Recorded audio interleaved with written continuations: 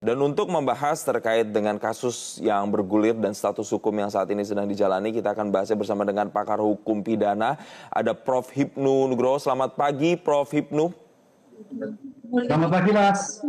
Baik. Terima kasih telah bergabung bersama kami di Breaking News Metro TV. Kalau kita melihat hari ini, Joko Widodo akan memberikan klarifikasi setelah sebelumnya itu sudah menyerahkan, Prof. Hipnu, berbagai dokumen asli, termasuk dengan ijazah katanya.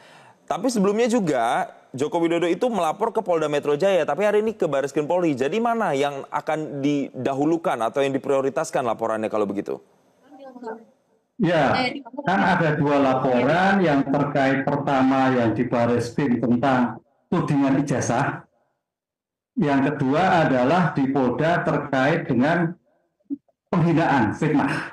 Nah, fitnah terhadap Pak Jokowi yang merasa terhina sehingga menjadikan suatu delik aduan. Yang hari ini kalau di Barreskrim berarti adalah untuk membuat bukti-bukti atas tudingan penggunaan ijazah palsu. Nah, itu. Nah, dengan demikian dalam seperti ini adalah karena Pak Jokowi yang dituding, maka Pak Jokowi yang diperiksa oleh Barreskrim sebetulnya bagaimana sih tentang ijazah itu, di mana diperoleh, kapan, tahun berapa, dalam mata kuliah, dalam fakultas apa. Nah, itu akan diklarifikasi dan bukti-buktinya mana. Dan itulah. Karena ini kemarin kan Pak Dirkrim kan sudah menyatakan, Barreskrim menyatakan bahwa kesaksian sudah hampir 90 tinggal 10 lah. Klarifikasi dari bukti-bukti yang atas tudingan ini yang akan diperiksa oleh Barreskrim untuk memperkuat bukti-bukti yang sudah dikumpulkan sebelumnya atas suatu pemeriksaan saksi. Nah, yang pertanyaan kemarin kan kalau nggak salah ini masih klarifikasi, jadi masih lidik.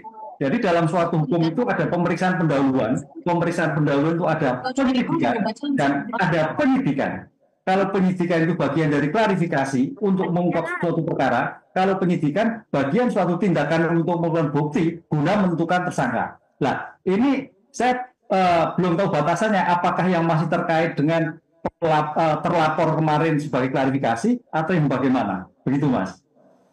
Prof. Hipnu, kembali lagi ke soal substansi untuk klarifikasinya. Sebelumnya juga Joko Widodo sudah menyerahkan ijazah asli, mulai dari SMA sampai dengan universitas. Ada fotokopi ijazah serta legalisirnya. Kemudian ada fotokopi sampul dan lembar pengesahan skripsi. Nantinya dari dokumen-dokumen ini, apa yang kemudian akan dianalisis lebih lanjut oleh penyelidik dan kira-kira klarifikasi apa yang benar-benar dicari oleh tim penyelidik?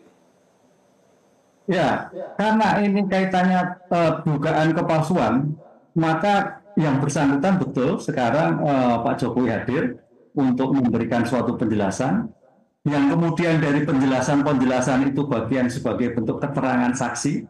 Saksi itu ada bisa saksi pelapor, saksi terlapor, dan sebagainya, yang kemudian akan melihat sebetulnya kondisi ijazah sembarnya itu seperti apa. Kan itulah. Apakah kondisi ijazahnya itu identik atau tidak identik? Yang dipermasalahkan kemarin kan kalau kita tidak salah kan karena unggahan. Nah, dari unggahan itu selaras nggak apa yang disampaikan oleh Pak Jokowi yang sekarang ini? Kalau yang dari unggahan itu selaras, berarti ada suatu problem. Karena kemarin di media sosial kan terkait dengan unggahan-unggahan. Nah, unggahan itu selaras nggak dengan yang sekarang, yang terhadap di Pak Jokowi ini? Karena kalau kita lihat UGM sudah memberikan klarifikasi. Itu bagian syarat formal. Karena sebagai lembaga perguruan tinggi untuk menjelaskan bagaimana Pak Jokowi sudah kuliah, sudah selesai dan sebagainya, sebagai pihak rektorat sudah memberikan, sudah clear seperti itu. Syarat formal. Sekarang syarat materialnya tergantung selembar ini ya. Selembar itulah yang nanti akan diklarifikasi oleh pihak-pihak oleh pihak Barreskrim untuk menentukan apakah ini betul clear seperti yang diselarkan dalam UGM, ataukah ini yang sudah dipunyai sejak awal, apakah ada suatu perubahan.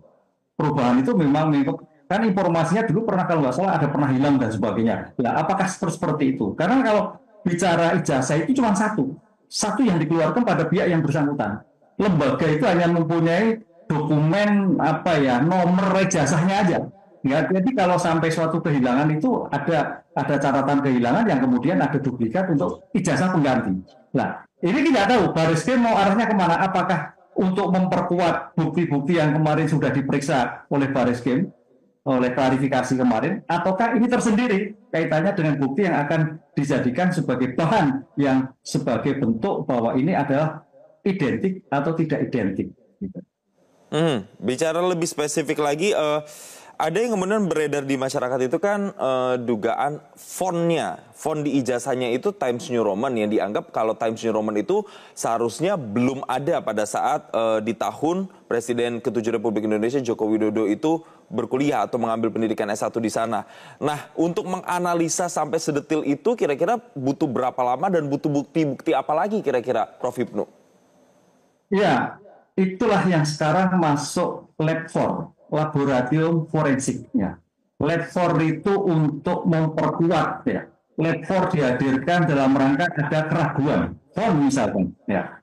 Keraguan ini yang akan dijawab. Ya sebetulnya kalau ini memang cepat, harusnya cepat ya, karena kita menganut asas cepat ya. Peradilan itu harus cepat. Jadi pemeriksaan apalagi kasus ijazah kan sebetulnya tidak mudah. Ya nggak sulit amat lah kalau font, kemudian tinta, kemudian stempel itu nggak sulit amat. Kan jelas semua pembandingnya di UGM sudah ada pasti. Teman-teman Pak Jokowi sudah ada, tinggal clear kan gitu kan. Lah di sini saya kira asas kecepatan lab krim yang ada di Mabes Polri sebagai taruhan bagaimana suatu perkara cepat selesai.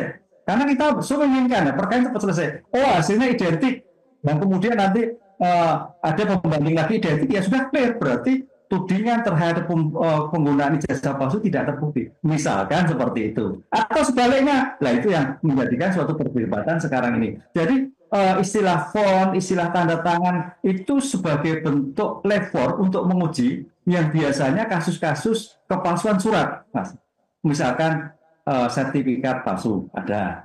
Kemudian surat-surat palsu itu sering terjadi kalau suatu pembuktian bahwa identifikasinya mana, hasil labnya mana, itu yang akan dikembangkan. Oh hasilnya tidak identik, oh berarti bermasalah. Oh hasilnya ternyata identik, oh berarti tidak bermasalah. Nah ini kita tidak tahu hasil lab krim, mudah-mudahan secepat mungkin untuk menilai font, stempel, tanda tangan, nomor dan sebagainya. Prof. Hipnu, ada lagi yang menarik ketika berbicara soal kasus ini sudah masuk gugatan di Pengadilan Negeri Sleman, Yogyakarta dan juga Surakarta. Dari gugatan-gugatan ada yang dari advokat dan juga yang di Surakarta itu adalah dari seorang pengacara. Ini kan berjalan nih proses hukumnya. Dari dua sidang yang berjalan tersebut bagaimana bisa mempengaruhi nantinya proses penyelidikan yang saat ini sedang dilakukan di Barreskrim? Ya, kalau yang terjadi di Sleman itu kaitannya dengan rektorat kaitannya dengan rektorat. Kalau yang di Solo yang saya lihat adalah kaitannya dengan perbuatan melawan hukum, kaitannya dengan penggunaan seperti ini. Nah, ini suatu yang berbeda semua. Kalau yang terjadi di Jogja maupun di Solo itu adalah penyelesaian keperdataan. Dalam konteks hukum, barang siapa yang menuduh harus membuktikan. Di sini pure yang membuktikan adalah yang menuduh. Hakim pasif. Makanya sepanjang hakim memerintahkan untuk diperintahkan ijazah masuk baru, tapi pasif. Tapi kalau yang terjadi di Barreskrim adalah mencari pembuktian material, pembuktian yang sebenar-benarnya. Jadi kalau yang di Solo Jogja pembuktian formal, jadi kalau nanti sudah ada aslinya, ya sudah ini jasanya, oke, clear, udah. Nah, sekarang di Barreskrim adalah mencari kebenaran material. Oleh karena itu dalam seperti ini polisi berkewajiban untuk menjelaskan karena ada kedugaan ada sesuatu yang tidak jelas atas jasa yang bersangkutan. Karena ada dugaan itu makanya perlu ilmu bantu dalam mencari apa ilmu bantu tentang forensik, apa tentang misalkan tanda tangannya, tentang tintanya, tentang fontnya. Jadi bukan digital tapi tentang surat yang terjadi dalam ijazah itu yang akan dikaji. Nah, dengan demikian mencari kebenaran material itu sebagai ilmu hukum untuk membantu bagi polisi, bagi hakim untuk menentukan suatu perkara ini. Oh, ini identik atau tidak identik. Kalau di Jogja hanya kebenaran formal. Baik, tentu kita nanti akan menunggu bagaimana klarifikasi yang akan diberikan oleh Presiden ke-7 Republik Indonesia Joko Widodo. Tapi yang jelas yang dilakukan di Barreskrim kali ini adalah terkait dengan penggunaan ijazah palsu yang dilaporkan. Yang terlapornya adalah Presiden ke-7 Republik Indonesia Joko Widodo. Sementara kalau yang laporan sebelumnya yang di Polda itu adalah terkait dengan fitnah atau hinaan yang disampaikan oleh Presiden ke-7 Republik Indonesia Joko Widodo. Kita akan lihat nanti bagaimana proses yang berjalan. Terima kasih